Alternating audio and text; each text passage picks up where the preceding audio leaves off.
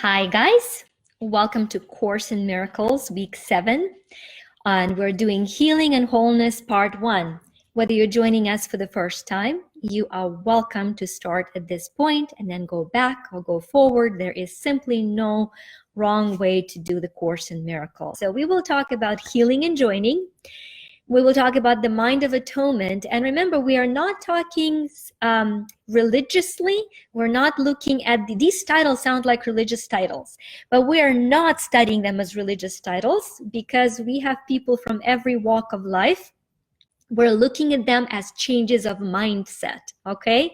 So we're going to talk about the voice for God, and it's not a typo. It's not voice of God. It is voice for God and the guide to salvation. Once again, I want to go back to it is a salvation of purity of your mind. The Course in Miracles is the course in changing your awareness and expanding it to the awareness of seeing the world from the perspective of God, of the creator of all it is, the source of all-engulfing love and life of creation. And as we expand our awareness, as we heal our mind and bring it back into wholeness, we are saving ourselves from the imprisonment of our own limitations. So that is what we're looking at here in the Course of Miracles today. Without further ado, let's go ahead and start. The Course introduces the topic of healing and wholeness as it with a quote, "To heal is to make happy." Period. What a powerful quote. To heal is to make happy. You cannot be completely whole and wholesome if you are not happy.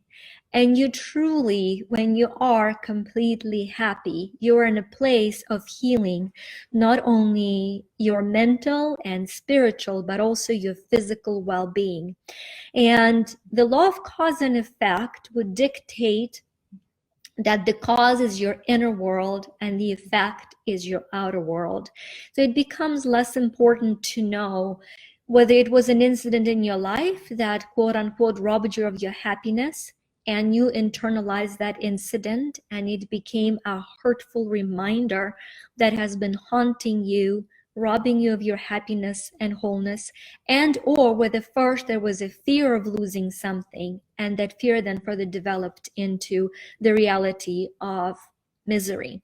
So we'll be talking a lot about freeing ourselves from the patterns of misery, and I will be doing energy activations on work on closing the cycles of misery as your teachers and as my teachers, and opening the ones that allowing the what we'll be referring to as in course to the Holy Spirit or the frequency of that unconditional understanding of love to be the source of lessons going forward. Okay. Quote, "The light that belongs to you is the light of joy. Radiance is not associated with sorrow." End of quote. So we cannot be in a place of sorrow and radiant at the same time. Now, sometimes we carry the sorrow for somebody because we want to help them, right?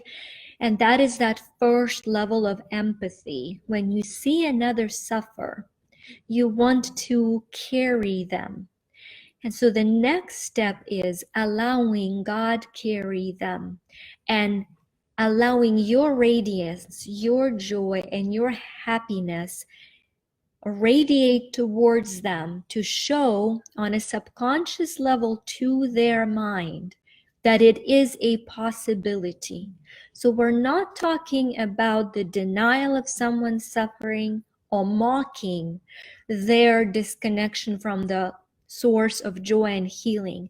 We're talking about being so connected to and through the source of love that we become the healing presence to the one who's suffering without the need of absorbing the suffering and carrying it on ourselves, but instead sharing the light and the joy with them.